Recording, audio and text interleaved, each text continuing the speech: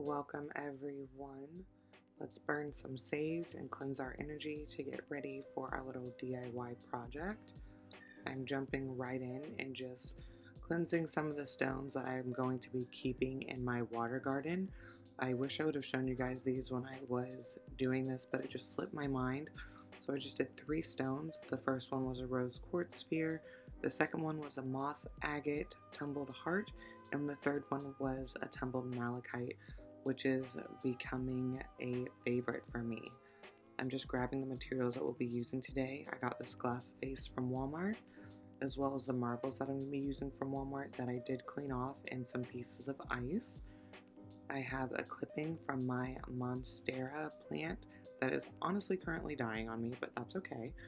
And then I also have some clean, fresh, cool tap water in this shell that will not focus, but it's very beautiful, and we will see how it works out for me in the end in this little talisman that I have. And here are the yummy little Marimo moss balls, which are actually algae, not moss. So we're just going to start off by taking our jar that of course I cleansed and pouring all of the marbles into it like so. And then we're going to get this shell. It's really pretty in there. I kept it in there for about a week and ended up taking it out after my first time cleaning it because I was just over it completely. Next, we're going to pop in all of our stones and talisman. So let's get that going.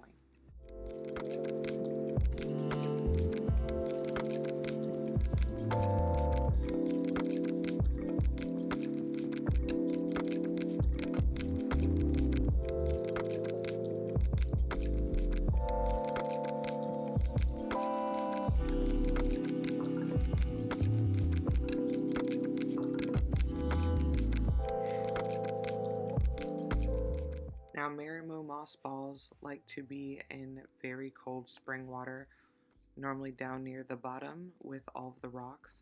When you get them, you want to roll them between your hands to where they can be in the little ball shapes that they're supposed to be in. Some of them are a little bit squished from coming to me in the mail, of course. But you can see the difference here. One's a deep forest green and the other one's a lighter green. You want them to get to that deep forest green color. And I'll make sure to give you some tips and tricks that I'm learning along the way towards the end of this video.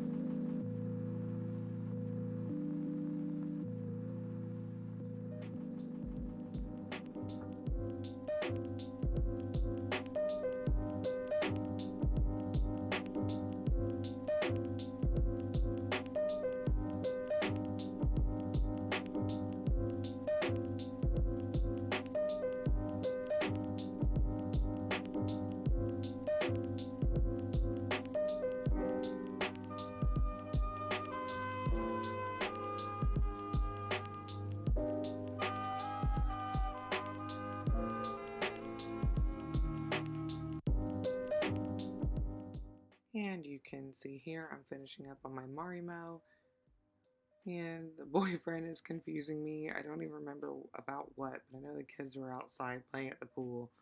Something was going on, but as you can see, I don't know what's happening. I don't know what's going on with them.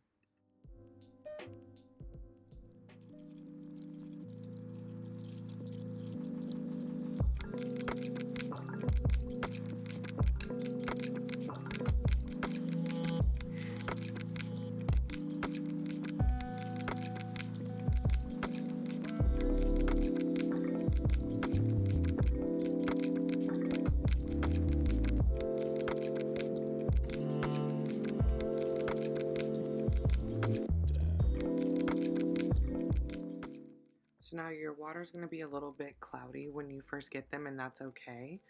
I'm sure that there's still just some dust and dirt in there that you need to clean out a little bit better, but of course they're still, getting acclimated to their new home.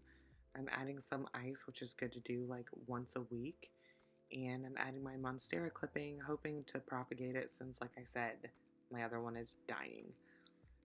Other little tips is to rotate it every 1 to 2 days. Just spin it around to where it gets the natural motion of, the waves in a spring or a lake. You also want to do carbonated water maybe once a week just to give them some extra oxygen to get them back to that beautiful green color that we want. But yeah, this is kind of how it's looking.